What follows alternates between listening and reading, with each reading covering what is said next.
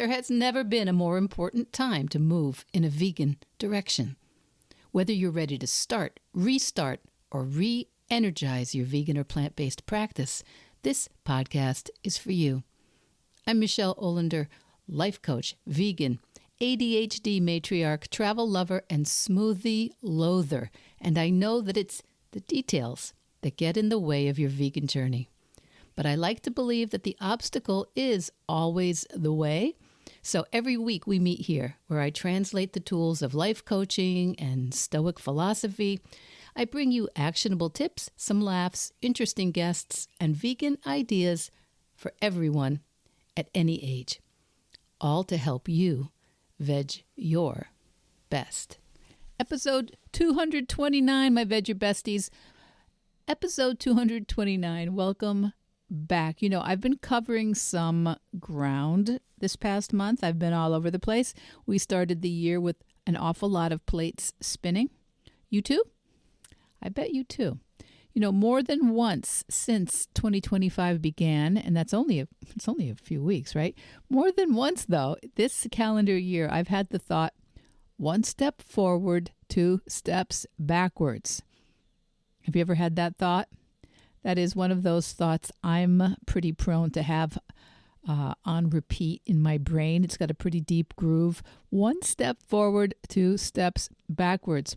You know, the author and speaker Jon Acuff, he calls those soundtracks. You know, they're repetitive thoughts and stories that are so familiar we don't even really notice or cross-examine them anymore, but they tend to shape our lives. And, you know, as a coach, that's something I'm always on the lookout for, not just in my clients, but definitely in myself. You know, those sticky thoughts that they just sound like you're reporting an unambiguous fact, like you're reporting the news. And, that can be one of my unintentional soundtracks. One step forwards, two step backwards. Excitedly or diligently trying to learn or accomplish or create something new, and then feeling thwarted by what seem to be unexpected or unwelcome things that we all have to deal with, right? Illness, accidents, complications at work, family emergencies, things breaking down, things needing to be repaired or replaced, as if it shouldn't have happened, as if it's somehow a sign from the universe that you can't have nice things, or that your plans and ideas don't matter, or you're overreaching and you should just settle yourself down and be happy with the way things are. Or someday when nothing's broken and everyone's perfectly healthy and happy and grown up, or moves out or cleans out the attic or retires or gets a job or finishes everything on the to-do list, then you can do that new thing. Then you can add in that new idea, that creative thing, that dream you had, or the project you wanted to start. And you know as well as I do, that's just a story. Because that day never comes. It's never come for anyone. But we use that story to delay or deny or discount so many dreams and ideas. So, what am I on about? Well, I was thinking that if there's one thing in common, one thread that runs through the many guests we've had here on Veg Your Best, that one thread might be that they have also had all the same complications and problems and heartbreaks, the same overwhelm and annoyances that we all have. And they have still figured out ways to commit in their own style, in their own manner, to their vegan or plant-based lifestyles bit by bit. There is not just one way. That's the entire mission of Veg Your Best, and today's guest, for sure, belongs in that category. You know, vegans are not just folks with nothing else going on. A little over 6 months ago, I reached out to our guest today, Deborah Gonzales, because I had just read a really interesting article she'd written that was posted on the Main Street Vegan blog, mainstreetvegan.com. That's the website created by our recent guest, New Year's Eve guest, Victoria Moran. episode 226. The article was titled, Dealing with the Odd Reactions of Others to Your Choice to be a Vegan from a Psychological Perspective by Deborah Gonzales. Since reaching out, Deborah has had to navigate a kitchen fire, problems with the renovations, a load of normal human annoyances and problems, and she has still managed to keep working as a therapist, leading a very cool Facebook group called Cooking Through All the Recipes in Be a Plant-Based Woman Warrior Cookbook, in which they very literally cook all the recipes in Be a Plant-Based Woman Warrior Cookbook by Jane and Ann Esselstyn. And I think you're going to love Deborah Gonzales. I think you're going to love her thoughtful take on moving to a vegan lifestyle in your 60s, navigating other people's reactions, being a plant-based woman warrior herself, and lots more. Okay, I'll see you on the other side.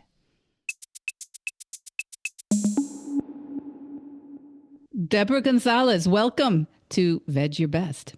Hi, thanks. Nice to be here. Deborah, I'm excited to finally get you here on the podcast. It's been a little, maybe 6 months or so. We've been trying to organize this. You've had a lot going on in your life, welcome and unwelcome. And I want to tell all the listeners, I read an article that you wrote in the Main Street Vegan blog, Main Street Vegan Academy blog. And just the other day, Victoria Moran was a guest on this podcast, and Main Street Vegan Academy is the vegan coaching academy that she has started and run, and she has great things on her blog.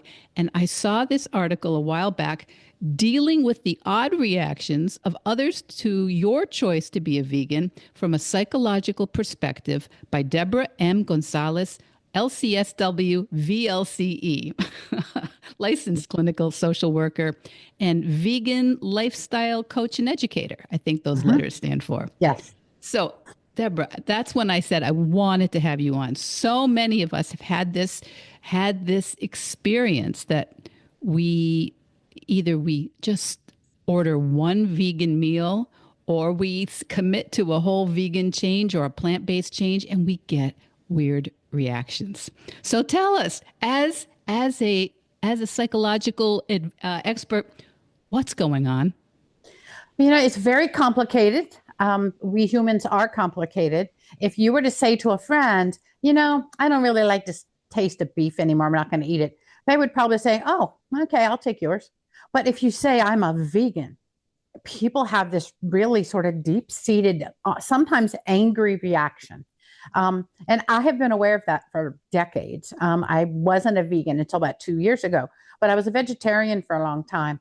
And you'd hear people say things like, oh, vegetarians are okay. It's a little weird, but oh my God, those vegans. And it's like the word comes out of people's mouth. Like when I was in school, when people would say communist, nobody knew what it meant, but that word felt like poison. That's how vegan comes out to a lot of people. And so I didn't think a lot of it until I went completely whole food, plant-based, vegan, no oil. It's been a little over 2 years now. And I just had some of my really kind, loving, supportive friends say things that I just thought were absolutely over the top. I mean, of course, I got where are you going to get your protein from? And that is another thing. It's so deeply ingrained. If you ask them, well, how much protein do you need? Nobody seems to know. It's just something that people have gotten in their head. Oh my gosh, if you don't eat meat, you're not going to have protein. And they just repeat it. It's like a mantra. And so I started with that one saying, well, a better question is, where do you get your fiber? Because that's really what's missing in the American diet. And most people just kind of shut down and change the subject with that one. A few people could answer it. But the really odd ones I got, I have actually had a couple of friends who were acted angry. And some deep exploring and research into that. Some I knew personal things about them. They were going through some hard times and changes in their life. And for them, this was another change because a lot of the entertaining we did was at my house. And so that was part of it. But I think on a deeper level, people see it as a rejection. It's like if you grew up in a deeply religious family and you decide that you're not going to be religious, people don't just look at that as a personal choice. They look at it, you're rejecting me. And so I think on some really deep level, this going vegan is the same way. People see that as somehow a judgment. I'm going vegan, so I must think that's better. And so I must be judging you for eating meat. I have some maybe controversial ideas about why that is. I think come out on some really deep level. We all know we shouldn't be killing and eating animals. And so that triggers that thing in you that has been glossed over by years and years and decades of being fed meat. And we don't look at it as animals. We look at it as food, and we separate the two. And I think if most people had to go to a slaughterhouse, no matter how much they like their meat, they probably wouldn't eat it again. And so there's been some very deliberate attempts by society and marketing to hide us from where our meat comes from. And so there's some brainwashing that's going on, right? And so kids like, oh, I would never hurt a cow. Oh, I love my hamburger. Well, they don't think that through because they've been trained not to. And so there's deep layers. So I think on some level, people's reaction is they know they shouldn't be doing it. And that sounds really judgmental, but I just think it's deeply in our DNA to love and take care of animals. But on a less deep level, I think it's just a rejection. Like when you think about how do you celebrate holidays? What does your family eat for Thanksgiving? Well, we eat turkey for Thanksgiving. What do you do for Christmas? Well, we eat prime rib for Christmas. If you're allergic to it, people tend to have some understanding for that. But if you outright say, I don't do that, then people feel rejected by you. And they're not just feeling you're rejecting their food choices. It's on some level, you're rejecting them as a person. You're rejecting their values. You're rejecting their beliefs. And it just triggers something in people. Saying plant-based doesn't tend to do the same thing. Vegan has been a word that has been demonized in our society. You know, there's all these jokes. How do you know someone's a vegan? Well, wait 30 seconds, they'll tell you. So I don't know exactly where all that started, but certainly the meat and dairy industry have promoted those things as being somehow a bad thing to do or say. I mean, Oprah said something one time about not eating hamburgers and she got sued, and it's a horrible big thing. So there's a lot of behind it. There's a whole lot of capitalism, but the average everyday person who is your friend, I think it's just a deep-seated feeling of you're rejecting me, you're judging me. And so I think what we have to do, depending on where you are in your journey as a vegan and what your plans are, if your relationships are really important to you, we have to be cautious how we come across. Instead of saying, oh, I don't eat that, just say, I don't eat that anymore. Very kind of just without the judgment, without the, whatever. And if people ask you reasons, you can give some reasons. Health reasons tend to be the ones that don't get people as upset as some of the other ones because there's controversy. I think intentionally created controversy around the environmental parts and the animal rights parts of it. But I think balancing out with our friends and then our families, if we're not out there being an advocate, if our job isn't to disrupt and kind of put it in people's face to try to change them, if what our goal is just to eat our way we want to eat, live how we want to live, and get along with people, I think we just have to be non-judgmental in how we say, this is just a choice I'm making for me.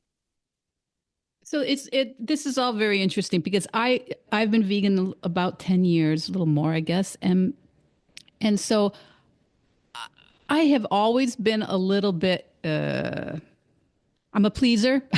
So I never want anyone to feel too rattled, too upset.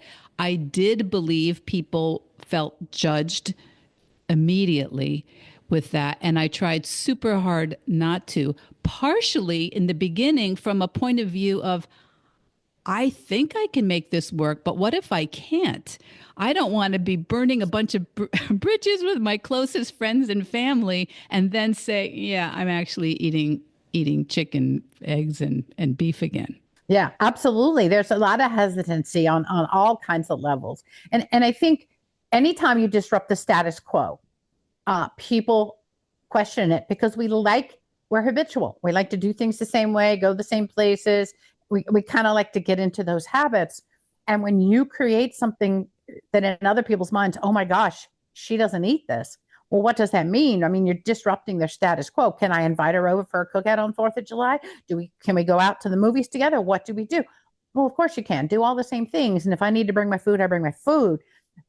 But I just think that food is so primal and such a center of our social life that it just causes people not to know what to do or say. mean, my friends, the reactions, some of them have just been amazing. I have one really good friend who's got a adult son who's vegan. And she, even before I was vegan, asked me to make vegan food for him when he visited. But now that we've become vegan and we live right across the street, if she has something, I say, well, what do you want me to bring? I can make this, this, and this. She goes, oh, you just make your vegan food. My people like meat. I'm like, well, I can make a salad or a potato salad or, I name these things. They say, no, just you do yours. And so the first time I did that, and it felt really weird and isolating. I just made food for us. Everybody ate their separate food. And she even had a separate counter. You put your vegan things over here. That just felt very uncomfortable to me. So the next time I went, I didn't ask her what to bring. I made like a main course for my husband and I, but then I made 2 or 3 big, nice kind of showstopper things to share with everybody. And I didn't put them on any vegan table. I just put them with everybody else's food. People were eating them and asking about them and saying, oh my gosh, it's good. Can I have the recipe? My friend goes, it's vegan. It's almost like she had to warn them that they were going to catch something from it. And I just think it's a mindset. And so 2 or 3 times of doing that, everybody now knows that we're vegan and everybody eats our food and they love it. And so that was just sort of a learning on the job kind of thing. So that's just what I do when I go to friends' houses now is I just take something for us and something to share. And I work really hard at making this something to share really special and showstopper so everybody will look at it and try it. Everybody has loved it so far. And I'm not trying to preach or trying to change anybody. I think we can integrate our way of eating with the mainstream world without it being so hard. Yeah. No, you said the I word, isolating. This is the thing I hear from people. Sometimes it's their fear of being isolated more than the actual reality of being marginalized. But things like that, especially if you are leaning into this lifestyle, can feel really hard. Like I have a client years ago told me at Thanksgiving, they give her the vegan table and you keep all your vegan stuff over there. And she goes, well, it's just green beans and Brussels sprouts and and they're like over there. And so I kind of laughed when she told me that. She goes, it's not funny. It doesn't feel good at all. Bad. Yeah. Yeah. So I just don't do that anymore. I don't ask. I put it on the table with everybody else. And I see people who've been very skeptical in the past kind of try it when they don't know I'm looking. It's not going to change you. It's not going to turn you into a vegan. It doesn't have anything contagious in it. It just is taking out things. And that's the part that seems so odd to me. Yeah. I'd really like to work with restaurants. There's so much they could do better. There is. You are so right. Every salad has cheese or chicken or something. Why not have a salad that's just vegan? And underneath, add chicken, add cheese, add whatever you want to do, rather than, but it's just a mindset. Restaurants even call the meat protein. They don't even call it meat. We're serving a protein, a starch, and a veg, and protein is always animal. So we have a lot of work to do on that front, for sure. We do. So tell me a little bit about your transition. So you say you were vegetarian for quite some time. Right. What was the motivator for you to come to the dark side of veganism? Well, I want to talk about how I got to vegetarian first, because when I think backwards on it, it's really interesting. I started as a child. I wasn't anti-meat. I was just pro-veg. And at home, my mother always served 4 or 5 vegetables with every meal. So if we would go out to eat or I would go to a friend's house, there'd be one little tiny thing of kind of like a garnish of vegetables on the side, and then all this meat and other things. And so I started ordering vegetable plates because I wanted all the vegetables. I didn't feel like I had a meal till I had a lot of vegetables. So I think for me, it was sort of a natural progression. I grew up in a family that was veg heavy, not anti-meat at all, but very veg heavy. Then, in the early, I guess, or mid 70s, like everybody else, I read Diet for a New America and some of those, pivotal books. And I realized, this is really what I want to do. I had in the back of my mind, vegan's good, but it would seem so hard back then. I was a single parent and going to college, and there weren't the availability of resources as there are now. So vegetarian seemed to make sense to me. I didn't like the idea after I read what happened in the slaughterhouses. It just seemed horrible. I didn't quite know about the eggs and cheese at that point. And so I was vegetarian for a very long time. I ate a lot of cheese. And then I moved to Alaska, which of course is, seafood everywhere. And I had gotten married recently. So I started eating seafood. But then I gained a lot of weight. I wasn't feeling great. I had a lot of arthritis and different things and getting older. And I said, I really got to get my health in check. I'm going to go back to not eating this. And then I started reading more about whole food, plant-based and veganism. And then I had a really emotional experience with a dog that we had to have a vet come put to sleep. And she was just the dearest thing. We had rescued her. And it was like I had this message from her as she was finally giving into the anesthesia. See, some people would eat me, and I'm an animal just like the pigs and the cows and the fish. And it wasn't a voice so much, it was just sort of this thought that came through as she was going. And I looked at the vet and she was crying, and the vet is a vegan, which I don't know why all vets aren't vegans, but that's a story for another day. And at that moment, I knew that I'm a vegan. Now, I'm not going to play around. I'm vegetarian, or I won't eat this, or this is who I am. And it just felt 100% right to me. And so that's how I got there. And interestingly, my husband was there and he cried, the animal, all that. And I told him all of this, and I told him what I wanted to do. And I am in charge of all the food in our house. He has other jobs. I do the food. And I really believed what he was going to say was, whatever you make at home is fine with me. I'll eat. But when I'm out of the house, I'm going to do whatever. And I would have been fine with that. It's not what he said. He was all in, and he has been too. So that's been very, very helpful.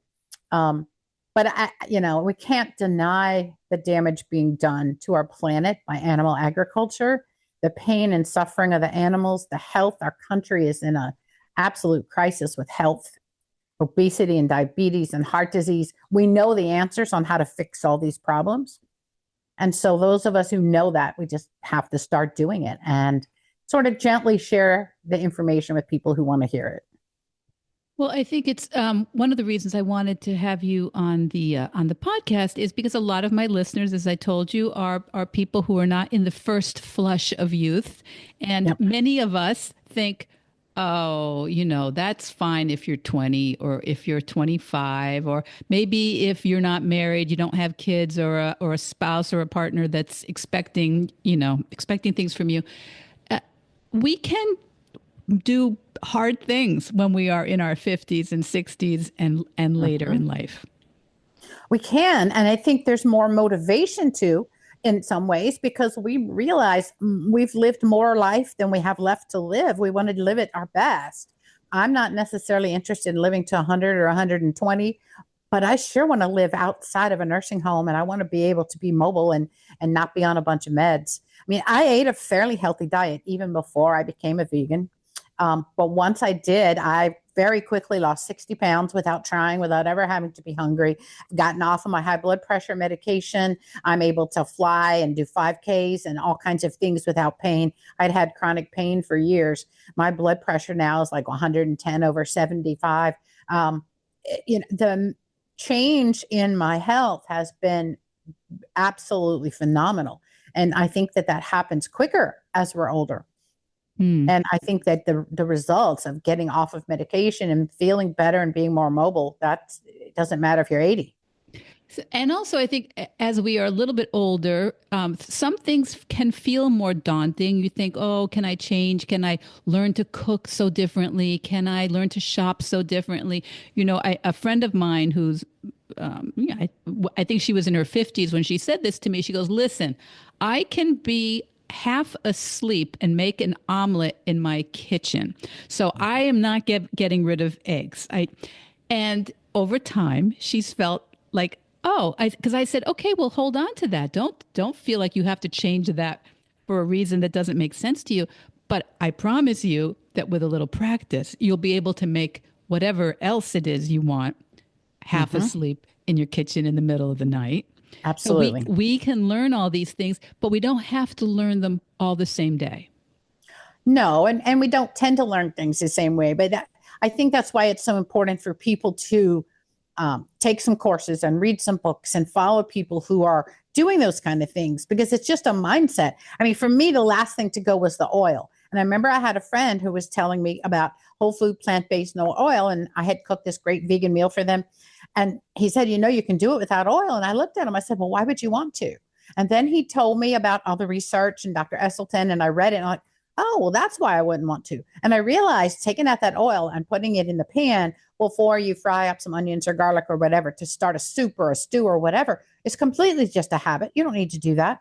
Water works just as well. Vegetable broth works just as well. It's a habit. And so now I see in restaurants, they use so much of it.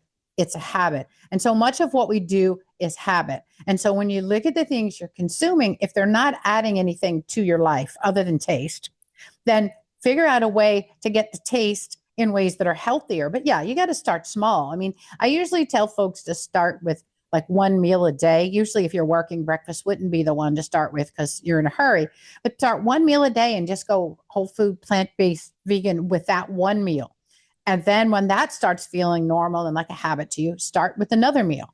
And for most people, that works out pretty well. And I think that when people feel better, then that gives them the motivation to change that. But people just tend to do what their parents did with certain things. And so, yeah, it's just a matter of relearning.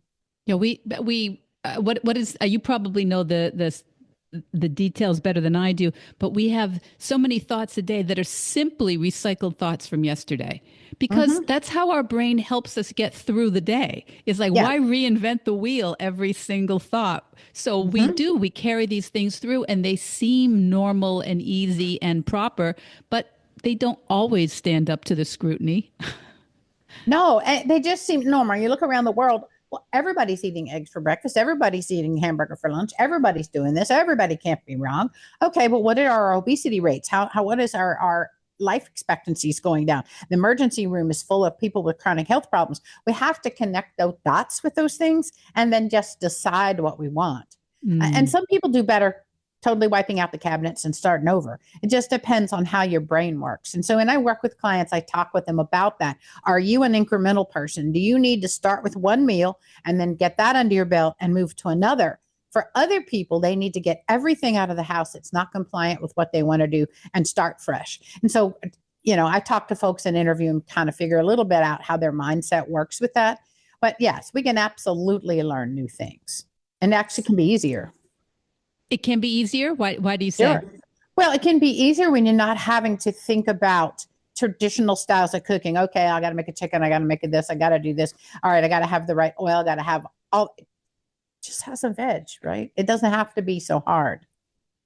Well, I tend to agree. And I think many people tell me the same experience I've had is that we eat much more variety and much more richly in many ways once we give up the kind of meat and potatoes style of plate organization. We're really having just a tremendous, beautiful, colorful meal every meal. Absolutely. I mean, it's really easy to just throw a chicken on the grill with some potatoes and make a salad and call it dinner. But when you're not eating that way, you're having 5, 6, 7, 8 vegetables. We eat so many that I actually bought a commercial grade salad bar and have it in my kitchen. And I get a big batch of vegetables in from a CSA every week. And I wash them and prep them and set the whole salad bar up for the week. And it's a refrigerator underneath it. So anytime during the week I'm making any food, I can make a salad. I can get stuff for stir fry. All my veggies right there for the week. We probably eat 30 different kinds of vegetables and fruits in a week. So you mentioned that you are in Alaska. Are there any particular tricks to being a vegan in Alaska? I know it's a big state. Yeah, it's a big state that's mainly empty. And most of the people live within 50 miles of my house here in Anchorage, Alaska. Yeah, the trick to being vegan in Alaska is to eat at home and to forage. If you like seafood, this is the place to come for sure. And, you know, there's a lot of hunters and fishermen here. So it's not the most vegan friendly place that I've ever been for sure, but we have a garden. There's a lot of CSAs here and a lot of gardening, and that sort of thing is very, very helpful. But yeah, the main trick is to make your own food, grow your own food, go to farmers markets, cook your own food. So tell me then, you work with people who are leaning into a vegan lifestyle or to a plant-based lifestyle. And actually, I think it's interesting that you say plant-based does not trigger people quite the way that vegan does. No, that word is just very triggering. It has lots of historical bias around it. I think people associate it with PETA, and they decide that those are radical people doing crazy things. Plant-based people go, oh yeah, my doctor said I should eat more plant-based. Okay, it just does not tend to affect people near the same way. That's interesting because I push back about plant-based because I don't know why. When I'm talking just about food, I do say plant-based. If I'm only talking about food, but when I'm talking about the whole lifestyle in general, I don't know, plant-based somehow feels like we're leaving out one of the main issues in the world. But yeah, plant-based doesn't cover the environmental part and doesn't cover certainly the animal torture part. So no, it doesn't. But yeah, if it's just the food, it works. So as I was going to say before I interrupted myself, when you work with people, give us an idea of like who you work with. Are they all in Alaska? Do they work with you virtually? What goes on with you as a vegan lifestyle educator? So most of them are not in Alaska. I have a really huge Facebook group that I started before I knew what I was going to do business wise with this. I just wanted to start meeting more people that ate this way. I wanted to be actively involved and have a community. So in the style of Julie and Julia, I took the book, Be a Plant-Based Woman Warrior by Jane and Ann Esselstyn. And I made a Facebook group and I said, I'm going to cook through all the recipes in this book. Please join me if you want to participate and watch. And it was just going to be like a passion project because I love that cookbook. And it's really excellent for people just starting out because it takes ingredients that most people have, leaves out some other things, and gives a lot of versatility in how the recipes go. So I started doing that, and it's up to right at 12,000 people in that group now.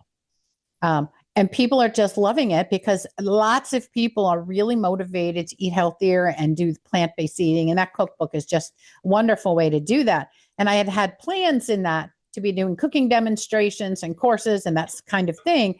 And then I had a fire in my kitchen, and it's, as you know, it's now past 6 months. And today they are just downstairs now putting in the dishwasher and the garbage disposal in the sink and finishing the flooring. So yeah, it'll be right at 7 months before it's all complete. So some of that I had planned to launch from that group has kind of had to be on hold, but it's been a very rewarding experience. People are very positive and very supportive and learning a lot of things. So the people that I coach individually are people either who come through that group or hear somebody from that group, or I have a couple other smaller things.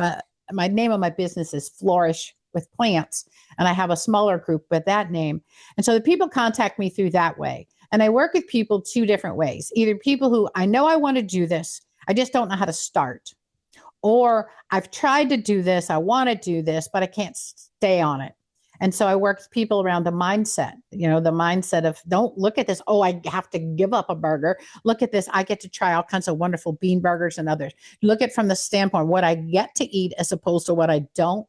And if you break that, it just changes altogether. But just sort of finding out where, kind of like I did in my psychotherapy practice, where are you and where do you want to go and how do we get there? And for some people, they just really need that reorganizing of the kitchen so they don't just do what their mom did and their grandma did and reach right for the meat for the meal. Just breaking that pattern of that's how we think. And it just depends on where they are. But I work with people all over the world. Now, can people still join your Facebook group? Absolutely. Yeah. How do they find the Facebook group? So it's called Cooking Through. It's a really long name. Cooking Through All the Recipes and Be a Plant-Based Woman Warrior. That is long. It is long, but the name of the book was long, and that's what I was doing. So people can join there, and then they have to answer a series of some membership questions, kind of give information on what the group needs and wants, and agree to the rules. We don't allow any snark like a lot of Facebook groups have. We don't allow any negativity or any judgmental, and it's just supportive and talking about these recipes and how you're using them in your life. And it's been very rewarding, and I'm very excited that maybe in a couple of weeks when I reorganize everything in the kitchen and run everything through the dishwasher, that I can actually start doing some cooking classes and some more demonstrations, because I think that'd be really fun. And people are really asking for that. Well, let me pick your brain. What is the kind of thing that you're looking forward to doing a cooking demonstration about? I'm not going to hold you to it, but the kind of thing. Maybe you've got something for sure, but maybe you've just, you're thinking about something. Well, I'm going to be cooking all the recipes in that cookbook. And so I've done a few. The ones I can do on my dining room table with the crock pot, I've done those. But now that I have the kitchen, I'm going to go through. There's some wonderful breads in there. There's one thing that's called Ceres breakfast pucks. And these are the most amazing oatmeal, peanut butter, banana, chia seeds. And they make these wonderful pucks that you can carry when you travel.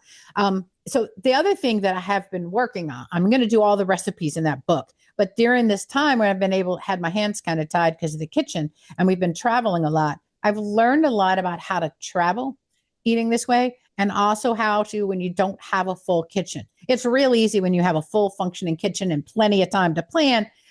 But when you don't, there's some tricks and tips that I have learned about certain recipes you can make in advance, ways to freeze things, containers to carry, ways to travel on the airport. People think they can't take their food on the airplane. You certainly can. You just have to keep your sauces and dresses separate. So I'm planning to make a course around that because I've learned a lot during this time when I felt like I had to sit on my hands. But I'm going to make everything in that cookbook that I haven't made already and post the videos for other people to see. That sounds absolutely great. I actually don't know that cookbook. I obviously know the authors very well, but I do not know that cookbooks for some reason. So I'm going to be sharing that in the episode, the notes for this episode. And I am impressed when people tell me that that's the one they recommend people start. When there's a certain book they recommend people start with. That's fantastic. I think you probably love it. It has some of the best salad dressings and sauces I've had, vegan or non-vegan. I mean, excellent. And those are some of the things that can make or break you. Like when you're doing this lifestyle, if you have to rely on store-bought dressings and sauces and salads, they're all unhealthy. So if you can have a few of those, up your sleeve for recipes you have on hand, that's good. But I think you'll love the cookbook. It's really great. And there's a lot of information in there about why they're talking about it for women and women warriors and stocking the kitchen. It's just a very comprehensive. I have over 1,000 cookbooks, and that's my favorite one. Well, and the other thing I heard you say, and I know you said you're going to talk about it more, but that you can cook a vegan meal in a crock pot on your dining room table with no kitchen.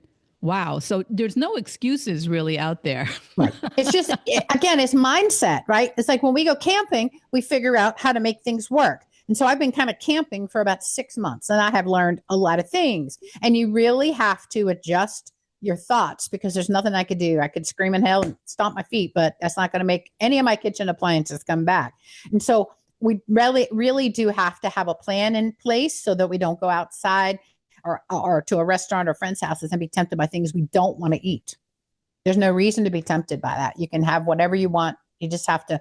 Planning is super important. Okay. Well, I'm going to respect your time and let you go, but I want you to give us a sense of what from a psychological point of view, what do we need to when we're doing a slow burn, when we're feeling like, okay, I'm tired of that joke about, I'm sick of being called out about my choices, or, oh, I guess we can't go there because guess who's coming? What do you, from a psychological point of view, what can we do to keep our sense of humor and maybe keep our cool? I think the Maya Angelou quote about when you know better, do better, just really touches me in this regard. When people don't know what's going on, they don't understand it, they make jokes, they make flip comments because they're feeling uncomfortable. We don't have to feel uncomfortable because they feel uncomfortable. We can let them feel uncomfortable and just do our thing. We don't have to take it in. It's not about us. It's just they don't know what we know. They don't know what we're thinking or feeling. Just don't let it go into you. It's not about you. We know better, so we're doing better. I think that's a very important point to let be the last point today. Deborah Gonzales, Thank you so much for joining us. Thank you for your wisdom. And we'll have all the links for people to get in touch with you and to join your Facebook group and look for what's coming next when that kitchen gets all plugged in. Absolutely. Thank you so much. It's been a pleasure. So what did you think of Deborah Gonzales? I love hearing Deborah's take on everything from how her thoughts changed when saying goodbye to a beloved pet, her favorite Esselstyn recipes, learning to cook without oil, and of course, navigating those tricky social dynamics around food choices. This is a reminder that living plant-based isn't just about what's on your plate, right? It's like everything else. It's about meeting the challenges and obstacles of real life as they come along, and hopefully growing in some resilience and compassion along the way, and creating ripple effects in your communities close and far. If you're feeling inspired to check out the Plant-Based Woman Warrior Cookbook, Deborah's Facebook group, or if you want to read Deborah's article for Main Street Vegan, the links are going to be all in the show notes. And if this podcast or this episode has resonated with you, please check that you've hit follow or subscribe, or maybe share it with that family member or friend who's been asking you a lot of questions about your plant-based choices, or maybe with that vegan you know who's been thinking about starting a business or an advocacy program. I know you've got a lot going on. I know. Even a small step, though, a small step like subscribing to a vegan podcast or sharing with a friend, it does create a small ripple in the universe, and that will come back to you. Because yes, it literally changes the future. Now, if you're not ready to make a big new commitment today or this month or even this year, I get it. I totally get it. I'm just asking you maybe to practice one new thought or soundtrack in your brain this year. And I'm suggesting you look for tiny ways that you can veg your best. Veg Your Best podcast production, music, and editing by Charlie Weinshank. Thanks, Charlie. Before you go, it would mean so much to me and the Veg Your Best team if you would hit subscribe, leave us a 5-star review, or share with someone you think might be interested. Something about algorithms, it helps bump us up a little in the rankings, and that's the best way to help others find the podcast and for us to find our audience. So, until next week, make it easy and veg your best.